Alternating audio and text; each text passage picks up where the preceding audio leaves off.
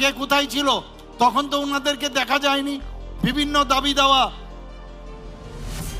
দাবি দেওয়া এখন গণতন্ত্র বুকের বাতাস এখন বলছে আমরা মহারাজা বীর বিক্রম কিশোর মানিক্য বাহাদুরের নামে আমরা এই যে এয়ারপোর্ট আছে আগরতলা এয়ারপোর্ট, উনার নামে উনার যে বয়াব, একটা পূর্ণ বয়াব মূর্তি আমরা মাননীয় প্রধানমন্ত্রী যে এসে সেখানে সেটার আমরা স্থাপন করেছি বন্ধুগণ।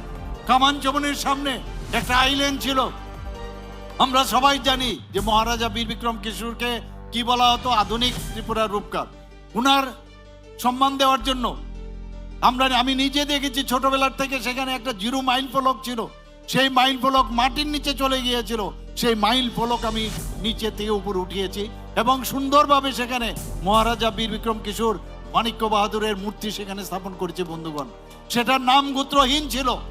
আমরা সমস্ত ডিস্ট্রিক্ট এবং সমস্ত সাব ডিভিশনাল লেভেলে একজন করে আমরা টিসিএস সমপন্ন মানে যাতে টিসিএস এর যে সেই লেভেলের আমরা দুজন করে অফিসার আমরা দিয়েছি বন্ধুগণ।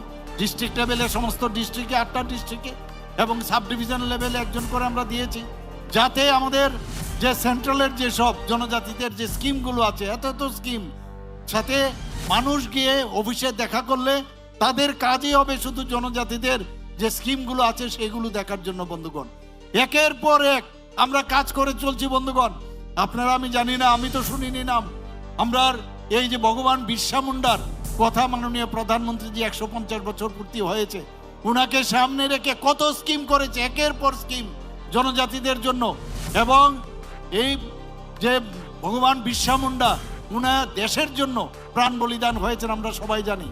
এর আগে কিন্তু কেউ জনজাতিদের সেইভাবে কিন্তু কোনো রকম মূল্যায়ন করা হয়নি বন্ধুগণ। আজকে আমরা এখানে যদি দেখি বড়মোড়া পাহাড়ের নাম আমরা হাতাই কোতর দিয়েছি, আমরা গন্ডা ছড়ার নাম গন্ডা তুইসা দিয়েছি, 18 মোড়ার নাম আচুক বেড়ে, এরকম অসংখ্য আমরা নদী নালা পর্বত আমাদের যে ছোট ছোট পাহাড়গুলো আছে সেইগুলো নাম দেওয়ার আমরা চেষ্টা করছি বন্ধুগণ। আজকে ত্রিপুরাতে এনএলএফটি এটিটিএফ আমাদের ওরা এসে আমাদের কাছে আজকে অস্ত্র সমর্পণ করেছে বন্ধুগণ। আজকে যতক্ষণ ধরে শান্তি যদি না থাকে তাহলে কোনোদিন ডেভেলপমেন্ট হবে না বন্ধুগণ। সেই জায়গায় দাঁড়িয়ে আজকে ওনাদের সাথে অ্যাকর্ড হয়েছে, আমিও দিল্লিতে গিয়েছিলাম। সে অ্যাকর্ডের কারণে আজকে ত্রিপুরাতে কোনো রকম যে উগ্রপন্থী ছিল সেই উগ্রপন্থী নেই। কারণ আমাদের মনে আছে আগরতলা থেকে আপনার যদি আজকে সাবরুম আসতে হয় কি অবস্থাটা ছিল, এসকর্ট ছাড়া সম্ভবই ছিল না।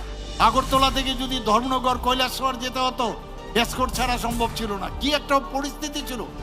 মাননীয় গৃহমন্ত্রীজি কিছুদিন আগে এখানে এসেছিলেন, উনি বলছিলেন যে কি অবস্থা ছিল নর্থ ইস্টার্ন জোনে, প্রায় 20 থেকে 25টার মতো এরকম প্রায় অ্যাকর্ড হয়েছে। সে অ্যাকর্ডের কারণে আজকে নর্থ ইস্টার্ন জোনের মধ্যে একটা শান্তি প্রতিষ্ঠিত হয়েছে। কখন কোথায় বোম ফুটবে, কোথায় ডাইনামাইট ফাটবে কেউ জানতো না। কত হাজার হাজার লোকের মৃত্যু হয়েছে, আমাদের ত্রিপুরা বাদ যায়নি, আপনারা সবাই জানেন। দাঙ্গা হয়েছে ত্রিপুরাতে 1980 সনে, এখনো অনেকে চেষ্টা করছে এখানে দাঙ্গা লাগানোর জন্য, বিভিন্নভাবে একটা সুড়সুড়ি দেওয়ার চেষ্টা করছে। আমাদের মধ্যে একটা সুড়সুড়ি মানে সাম্প্রদায়িক সুড়সুড়ি দেওয়ার চেষ্টা করছে, কিন্তু মানুষ এখন বুঝে গেছে। থানসা বলছে, আমি বলছি থানসা, এখানে থানসার মধ্যে থানসা হয় না। মাননীয় প্রধানমন্ত্রীজি কি বলছেন, সবকা সাথ সবকা বিকাশ বিশ্বাস আর উসকা প্রয়াস, অর্থাৎ এর মধ্যে থানসা লুক্কায়িত রয়েছে।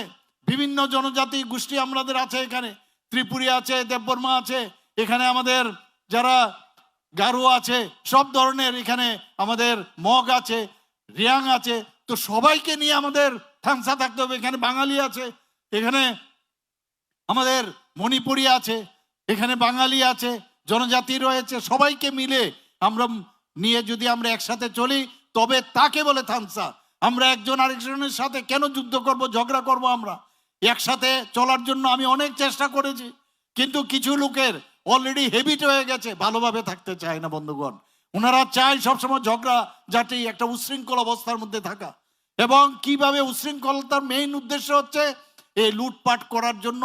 আমরা আমাদের সরকার, আমরা বারবার বলছি, ভারতীয় জনতা পার্টির সাথে কেউ যদি একবার আসে তাহলে আমরা কিন্তু ছাড়ি না, কিন্তু ওনারা নিজেরাই বারবার দেখা যায় হম্বি তম্বি করে বারবার বলছেন আমরা ছেড়ে দেব, আমাদের এইটা চাই ওইটা চাই।